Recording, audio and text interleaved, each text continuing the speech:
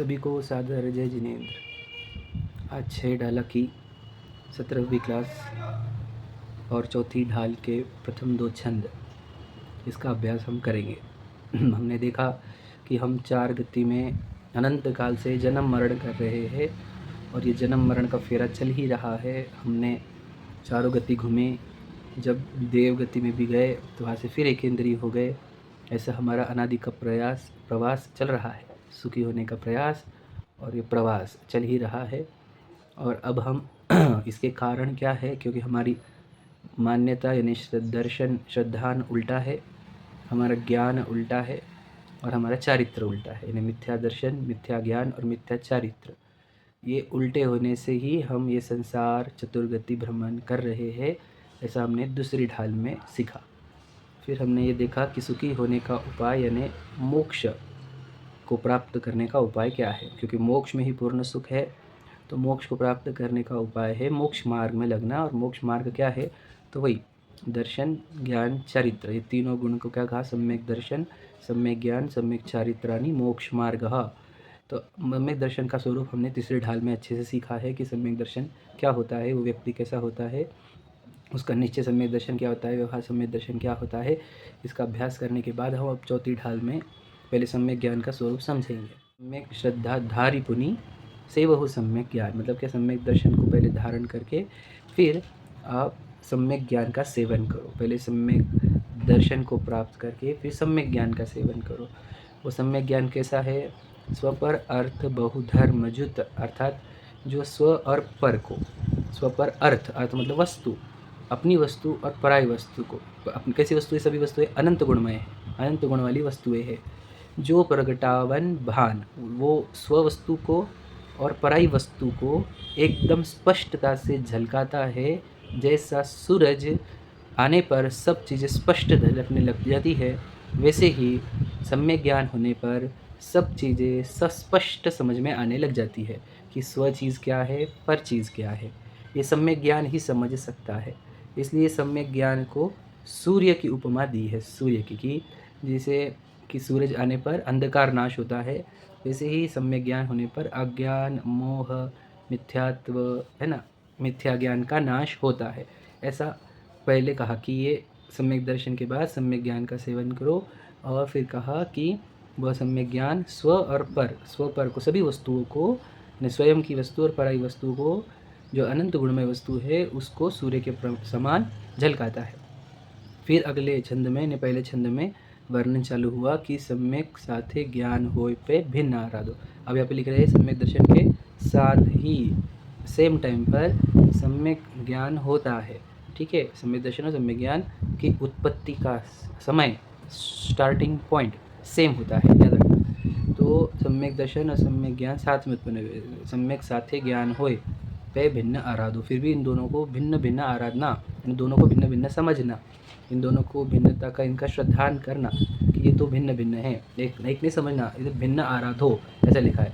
लक्षण श्रद्धा जान दुहु में भेद अबाधो, दोनों के लक्षण भिन्न भिन्न है, उसको जानो। वो दोनों एक दूसरे को कॉन्ट्रैडिक्ट नहीं करते हैं, अबाधो है ना, भेद अबाधो, फिर भी उनके अंदर भेद है, मतलब दोनों साथ में भी है और एक दूसरे को विरोध नहीं करते, लेकिन अलग अलग है, ऐसा कहना है।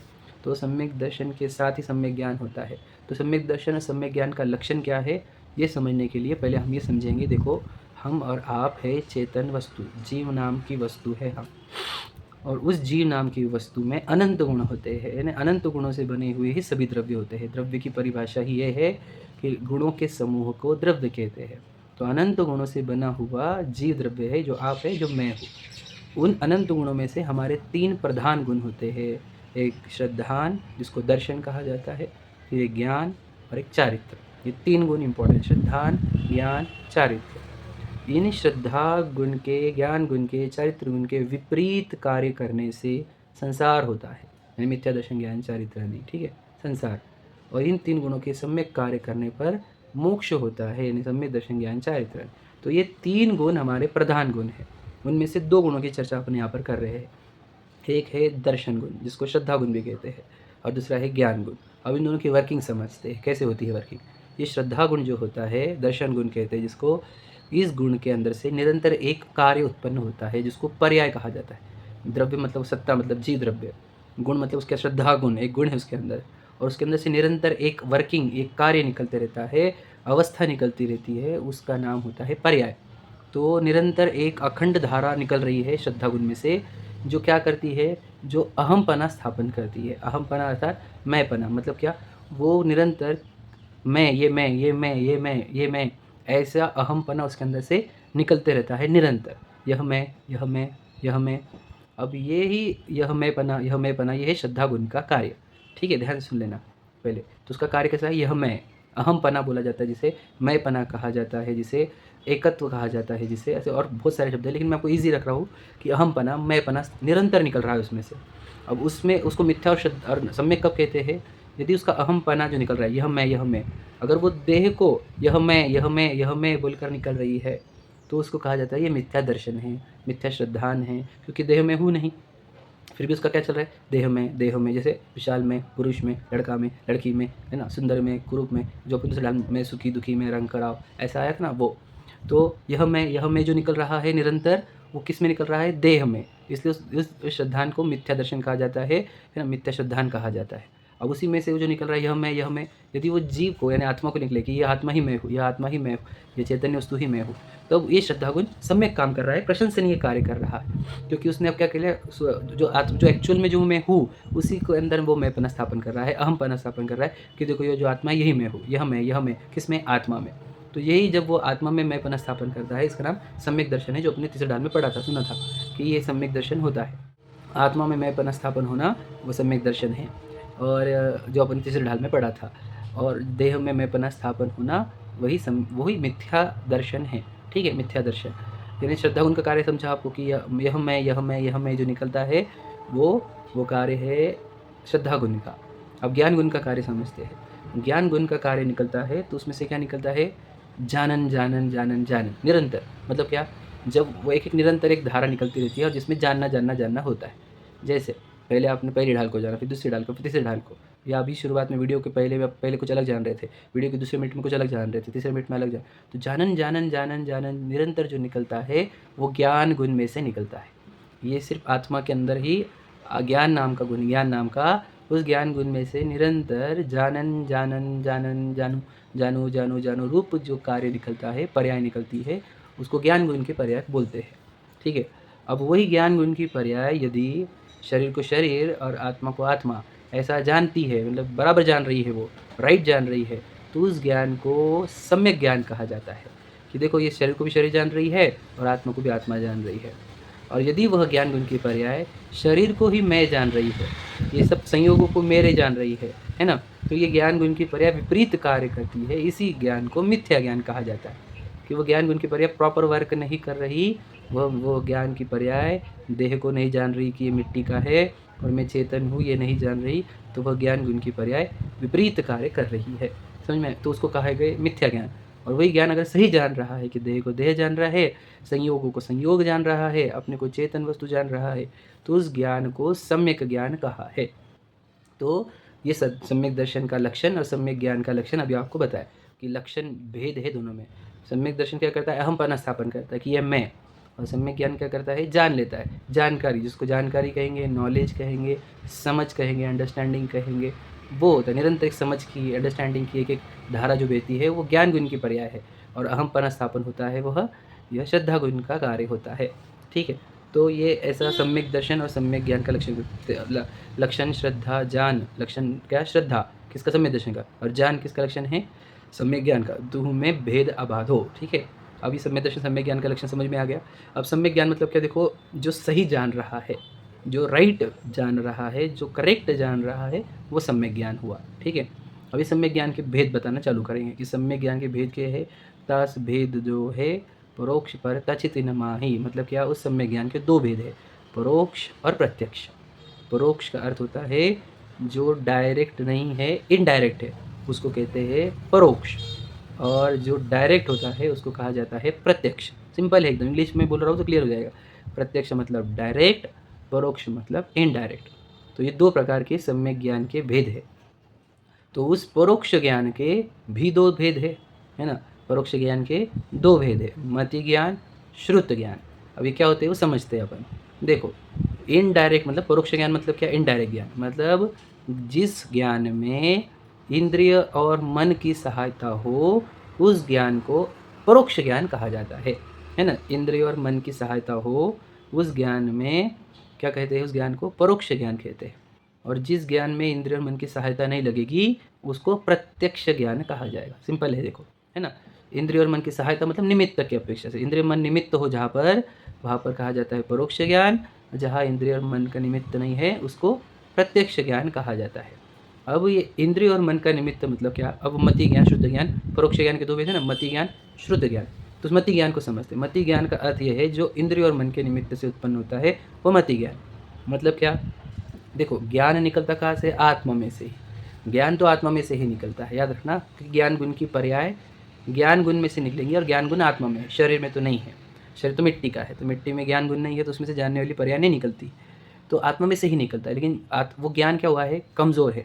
कमज़ोर क्यों है, क्योंकि इस जीव ने अनादि से बहुत कर्मों का संचय किया है। इधर कारमान वर्गणा है ना, तो कारमान वर्गणाओं में ज्ञानावर्णी कर्म है, तो वो ज्ञानावर्णी कर्म के उदय से आज हमारा ज्ञान कमज़ोर है। कमज़ोर है ना, बराबर है, हमारे को कितना जानने में आ रहा है, बहुत कम जानने में आ रहा है।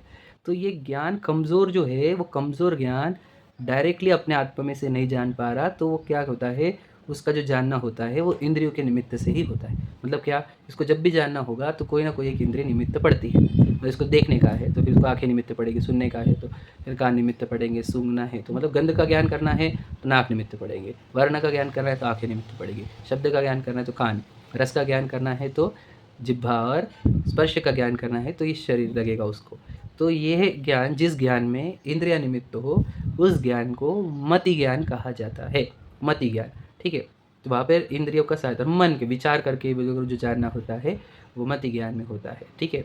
समझ में, जिस ज्ञान, तो यहाँ पे इंद्रिया जानती है क्या, तो इंद्रिया जानती नहीं, याद रखना, बहुत इंपॉर्टेंट बात है, इसमें बहुत मिस्टेक होती है। हमें लगता है आँखें देखती है, तो आँखें देखती नहीं है, देख लेना, मैं बताता हूँ आपको, एग्जाम्पल दूंगा। जैसे ये चश्मा जो है, चश्मा देखता है क्या, चश्मा नहीं देखता, देखती तो आँखें है, ऐसे दुनिया में प्रसिद्ध है, ये एग्जाम्पल है, ठीक है। कि चश्मा नहीं देखता, आँखें देखती है। फिर चश्मा क्यों लगाया है, कि हमारे आँखें कमज़ोर है इसलिए चश्मे की सहायता ले रहे हैं हम। आप समझ रहे हैं, एग्जाम्पल समझना, ये एग्जाम्पल है।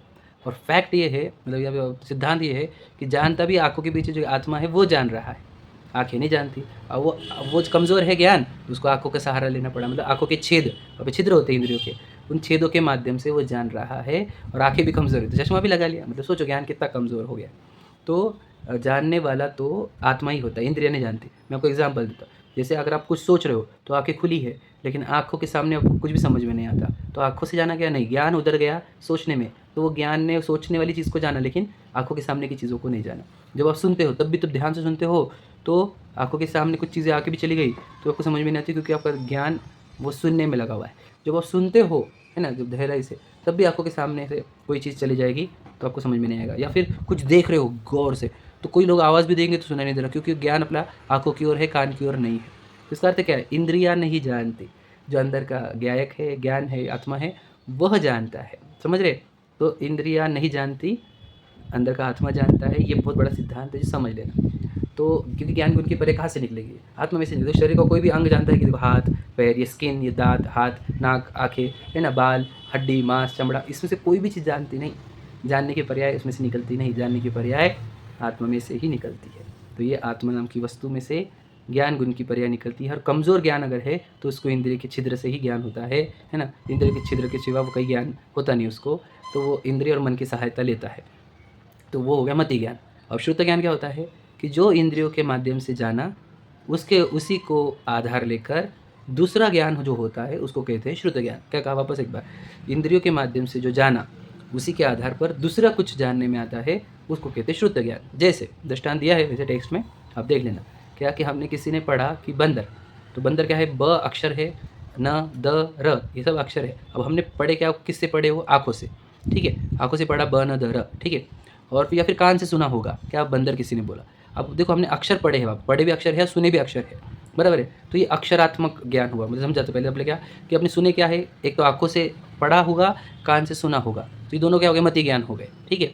अब वो बंदर अक्षर पढ़कर या अक्षर सुनकर, अक्षर से बना हुआ शब्द सुनकर, आपको वो बंदर नाम की वस्तु ध्यान में आई ना, बंदर नाम का मतलब जो एनिमल, पकड़ में आया ज्ञान में। तो ज्ञान नहीं कैसे कर लिया, सुना अक्षर, सुने शब्द और बनाया ज्ञान में वो बंदर को। तो जो ज्ञान उस बंदर को बनाता है उसका नाम श्रुत ज्ञान है। ये है कंसेप्ट बहुत हेवी है, आप समझ गए तो अच्छी बात है, नहीं समझे तो हम फिर समझाएंगे बाद में। लेकिन समझना, अक्षरात्मक श्रुत ज्ञान मतलब क्या, वैसे ही देखो अब आत्मा आपको दिखने रही, अब जिन मानी से पढ़ा आपने आत्मा या किसी से सुना आत्मा, तो अब आपको क्या किया, आपने अक्षर सुने हैं, शब्द सुने और उससे आप अंदर आत्मा है ऐसा जो लगा रहे हो, ये श्रुत ज्ञान होता है। तो सोचो श्रुत ज्ञान बहुत महान होता है। जिनवानी को भी श्रुत ज्ञान भी कहा जाता है। क्यों? क्योंकि जिनवानी पूरे विश्व को बताएगी आपको, कैसे, शब्द से, शब्द के माध्यम से, अक्षर के। अब उस अक्षर को पढ़कर पूरी दुनिया जान सकते हो। सुझे लोका लोक कहा जाता है। तो जिनवानी को भी श्रुत श्रुत कहा जाता है ना, तो इसीलिए कहा जाता है। वो भी एक है, वो सुना हुआ है केवल ज्ञानियों का, इसलिए भी श्रुत कहा जाता है, वो भी एक है। तो श्रुत ज्ञान समझ रहे आप, श्रुत ज्ञान मतलब कि जो अक्षर सुनकर, एक अक्षरात्मक होता है, एक अनक्षरात्मक होता है। अनक्षरात्मक का भी चिन्ह है बहुत सारे, बता दूंगा। मतलब क्या कि आपने साइन बोर्ड पढ़ा, एरो था ऐसे राइट किया हुआ, तो आपने क्या देखा, एरो देखा, कलर देखा, ब्लैक कलर। अब उससे आपने क्या समझ लिया अपने आप कि अपने मुझे राइट टर्न लेना है। तो यहाँ पर किसी ने बोला भी नहीं और अक्षर भी यूज़ नहीं हुए, एक डायरेक्शन था, मतलब आप उसको अनक्षरात्मक कहा जाता है। ठीक है, तो अक्षरात्मक अनक्षरात्मक जो होता है मतलब उसमें और अलग है। मतलब मैं थोड़ा सा इजी बता रहा हूँ, थोड़ा सा और डिटेल है उसके अंदर, लेकिन जो आपको समझ में आए वो बताना चाहता हूँ कि श्रुत ज्ञान क्या होता है। मति ज्ञान से ग्रहण करते हैं हम पहले तो क्या, अक्षर को या अनक्षर को, और फिर उसको, उसका अंदर से फिर हमने दूसरा ज्ञान क्रिएट किया, उसको श्रुत ज्ञान कहते हैं। तो ये ज्ञान, दोनों भी ज्ञान क्या हो गए, मति श्रुत ज्ञान जो हो गए, ये परोक्ष ज्ञान है, इसमें इंद्रिय मन की सहायता लगती है हमारे को। लेकिन श्रुत ज्ञान ही ऐसा ज्ञान है जिससे आप आत्मा को समझ सकते हो, लोकालोक को समझ सकते हो, केवल ज्ञान हुए बिना भी। तो ये श्रुत ज्ञान बहुत मोक्ष मार्ग में कार्यकारी चीज़ है, शुद्ध ज्ञान। ठीक है, अब हम पढ़ते हैं प्रत्यक्ष ज्ञान। प्रत्यक्ष ज्ञान क्या होता है, जो ज्ञान डायरेक्ट आत्मा से निकलता है, मतलब क्या, जहाँ पे इंद्रिय और मन की सहायता लेनी नहीं पड़ती, आत्मा में से ही ज्ञान निकलता है, उस ज्ञान को कहा जाता है प्रत्यक्ष ज्ञान। ठीक है, तो उस प्रत्यक्ष ज्ञान के भी दो भेद है। ठीक है, देश प्रत्यक्ष, सकल प्रत्यक्ष। देश का अर्थ ही होता है एक देश, मतलब थोड़ा थोड़ा प्रत्यक्ष, और सकल का अर्थ होता है पूरा प्रत्यक्ष, है ना, अपने पढ़े अपने देश वृत्ति, है ना, अभी आगे और भी है अपने को वो। तो देश प्रत्यक्ष, सकल प्रत्यक्ष। तो देश प्रत्यक्ष ज्ञान मतलब क्या, थोड़ा प्रत्यक्ष, क्वांटिटी कम है हमारे पास, है ना, तो उसमें आते हैं अवधि ज्ञान और मन परिह ज्ञान। तो अवधि ज्ञान मतलब क्या, ज्ञान अपने अंदर से निकल रहा है। कैसा ज्ञान निकल रहा है, इंद्रिय मन की सहायता लिए बिना ही ज्ञान निकल रहा है। कैसा कि वो जीव है ना, दूर गाँव में, समझ लो एग्जाम्पल है ये सब, कि अमेरिका में क्या हो रहा है वो यहाँ से जान सकता है। तो अमेरिका कितनी रेंज हुई, मान के चलो 5,000 किलोमीटर होगी, मुझे नहीं पता, मैं एग्जाम कि 10,000 किलोमीटर होगा, तो वहाँ तक का वो जान पा रहा है। क्या दर, लेफ्ट में, राइट में, ऊपर नीचे, है ना, नीचे भी 10,000 स्क्वायर फीट तक जाएगा, 10,000 किलोमीटर तक जाएगा, ऊपर 10,000 किलोमीटर तक। तो रेंज मतलब क्षेत्र का एक रेंज तक वो वहाँ पर क्या चल रहा है वो यहाँ से जान सकता है। यह अवधि ज्ञान होता है। देखो आपको समझाने के लिए मैं एग्जाम्पल बता रहा हूँ, समझो ज्ञान की ताकत क्या होती है। जब ज्ञान निर्मल होता है तो कितना जान सकता है वो बता रहा हूँ, यहाँ बैठे बैठे, समझे।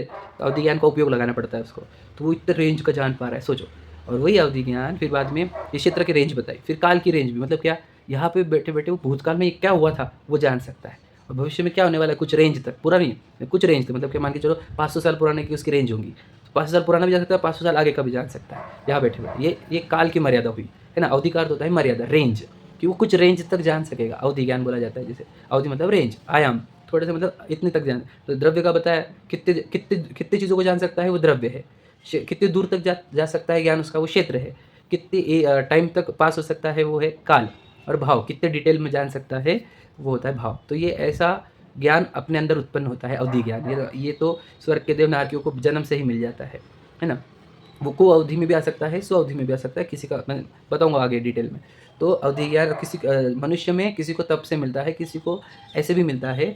तो जो आगे अपने निर्मल ज्ञान करते जाएंगे उसको ये अवधि ज्ञान उत्पन्न होता है। तो वहाँ पे सोचो ज्ञान की ताकत, हम पता ही नहीं हम कितने शक्तिशाली है। हमारे ज्ञान में से इतना निकल सकता है कि मैं यहाँ बैठे बैठे जान सकता हूँ।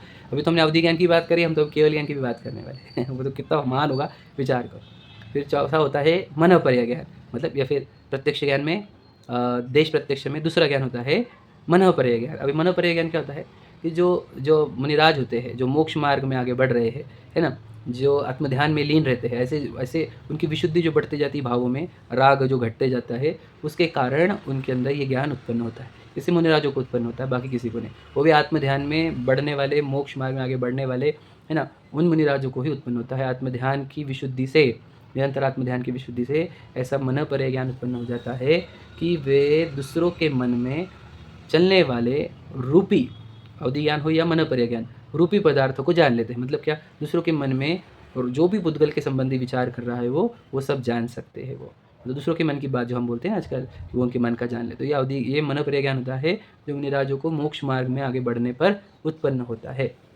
तो वो भी सोचो, कहीं गए नहीं, अब अपने आप से अंदर से ज्ञान निकल रहा है, कहाँ से, कोई इंद्रियों का और मन की सहायता लिए बिना अपने अंदर से ही ज्ञान निकल के उनके मन की बात भी जान ली जा रही है, वह मनोपर्य ज्ञान होता है। समझ में आ रहा है?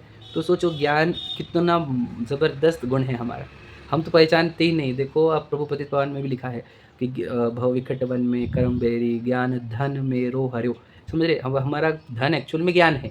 अब कितना धन है हमारे पास, शक्ति हमारे पास इतनी है कि हम केवल ज्ञान की शक्ति के धारक है, और वही हमने इतने कर्म बांध लिए ज्ञानावरणी, तो सोचो ज्ञान कितना कम हो गया है हमारा। तो ज्ञानावरणी कितना बांध लिया हमने, ज्ञान इतना हीन हो गया कि हमारे को कितना कम जानने में आ रहा है। सोचो इतना कम कि हमारे को जिनमाने की बेसिक बातें भी कभी कभी बोलते हैं हमने समझ में आ रही, नहीं समझ में आ रही। भैया कितना ज्ञानावरणी बांध कर आए हो, क्यों? अभी जितना आप समझने की कोशिश कर रहे हैं क्लास के माध्यम से, जो जो ज्ञान को पुश कर रहे हैं कि मैं सीखूंगा, मुझे समझना है, मुझे सीखना है, उनके ज्ञानावरणी बहुत तेज़ी से खत्म होते जा रहे हैं। मेरी बात याद रखना, जिनमानी का अभ्यास जो रुचि से करता है उसके ज्ञानावरणी बहुत तेज़ी से घटते हैं।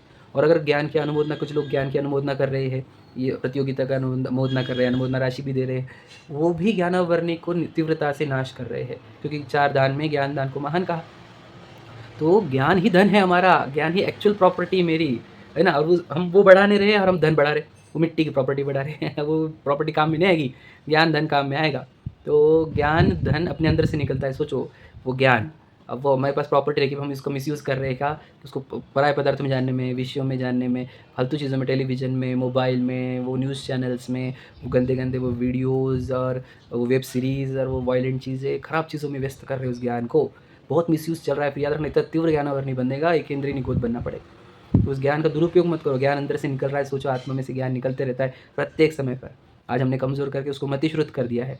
तो ठीक है, चलो मतिश्रुत ज्ञान है हमारे पास, तो श्रुत ज्ञान से क्या करो, जिनवानी को पढ़ो। मति ज्ञान से श्रुत ज्ञान, मति ज्ञान से जिनवानी पढ़ो, श्रुत ज्ञान से उसका देखो जो जिनवानी बोल रही है उसका अंदर अनुभव करने का प्रयत्न करो कि मैं जीव हूँ, ये शरीर पुद्गल है ना। जब अगर हम ऐसा करेंगे तो समझ लेना हमारा अविनाशी कल्याण होगा। हम अल्पकाल में केवल ज्ञान को भी प्राप्त होंगे, सिद्धत्व को भी प्राप्त होंगे। ये मेरे आपसे 100% गारंटी वाला वचन है। यदि किसी ने सच में अपने ज्ञान का सदुपयोग किया तो वो जीव केवल ज्ञानी होगा ही। अब आपको एकदम और अच्छी बात बताता हूँ कि हमने अपने ज्ञान का सदुपयोग कैसे करना, दुरुपयोग कैसे रोकना। तो हमने आपको जिनेंद्र भगवान के दर्शन के लिए भेजा है प्रतिदिन। तो वो जिनेंद्र भगवान की जितनी प्रतिमाएं भारत भर में, पूरे विश्व में है ना, 3 लोक में, वे सब प्रतिमाएं ये जिनेंद्र भगवान प्रत्यक्ष हो तो भी सब तो उपदेश ये दे रहे आपको कि हाथ पे हाथ धरे रहकर वो ये बता रहे हैं कि अपने ज्ञान को, अपनी वस्तु को जानने में लगाओ। तो अपने ज्ञान से अपनी वस्तु को जानना, इसी का नाम आत्मानुभव है। इसी को स्वानुभव भी कहा जाता है कि अपनी वस्तु का अनुभव करना, अपनी वस्तु का, अपने आत्मा का अनुभव करना। और यही पूरी प्रतिमाओं का उपदेश है। पूरी जिनेंद्र भगवान की जितनी प्रतिमाएं हैं सब एक ही उपदेश दे रही है कि अपने आत्मा का अनुभव करो, अपने आप को जानो, अपने ज्ञान का सदुपयोग करो, उसको इंद्रियों के माध्यम से बाहर मत लगाओ। इसलिए हमने जिनेंद्र भगवान कहा, जिन्होंने इंद्रिया जीती, मतलब अपने ज्ञान को इंद्रियों के माध्यम से बाहर नहीं लेकर गए, अपने ज्ञान को अपने ज्ञायक मतलब आत्मा में लगाया, इसलिए उनको जिनेंद्र भगवान कहते हैं, है ना। तो हमने भी हमारे, तो भगवान जी से सिर्फ पूजन करने से नहीं होगा। भगवान जी जो बता रहे हैं कि अपने ज्ञान से अपने आत्मा को देखो, उधर ध्यान दो, अपने आत्मा को जानने का प्रयत्न करो, तो ज्ञान सम्यक होगा।